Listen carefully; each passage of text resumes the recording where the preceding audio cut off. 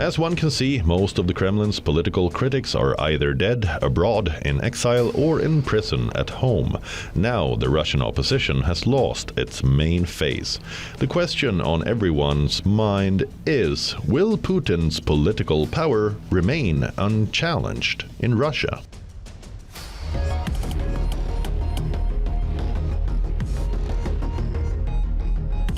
Putin was born in 1952 in Leningrad, in the Union of Soviet Socialist Republic, or the USSR. It is now known as St. Petersburg, Russia.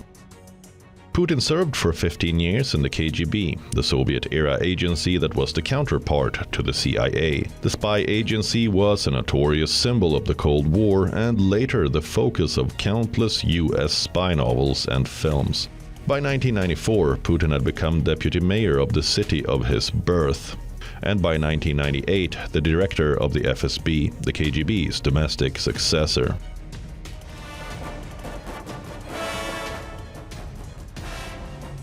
A year later, Putin was prime minister, then president, one of the two positions he has held ever since.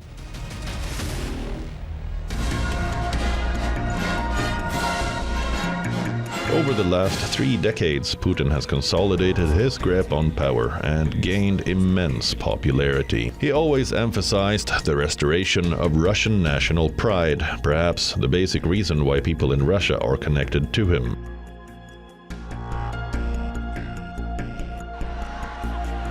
In a survey published by the Statista Research Department in January this year, over 8 out of 10 Russians approved of the activities of the Russian president. His popularity level was 6 percentage points higher than in September 2022, when Russia was in the middle of the war.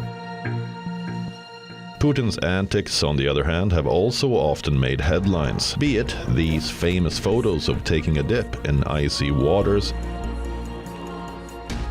or riding shirtless on horseback, freeing tigers into the wild. His friendship with world leaders has also been in the limelight. He was also seen throwing opponents on the judo mat and swimming butterfly strokes in a river. Putin has been credited with raising the living standards of millions of Russians.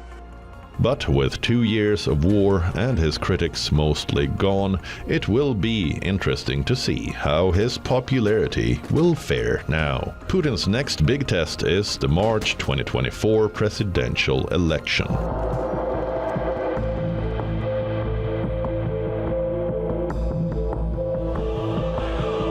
Russia's remaining opposition leaders and activists largely outside the country are now grappling with the question of how to mount an effective challenge to Putin that would mean offering an alternative to the Kremlin's vision of the future.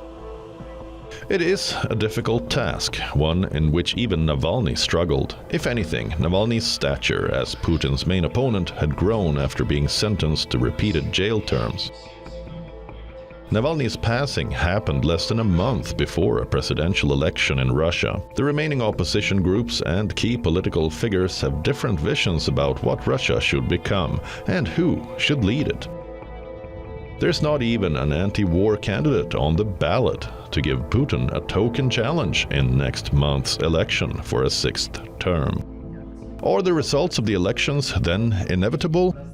Will Putin be crowned for another 6-year term and complete his 3rd decade in power?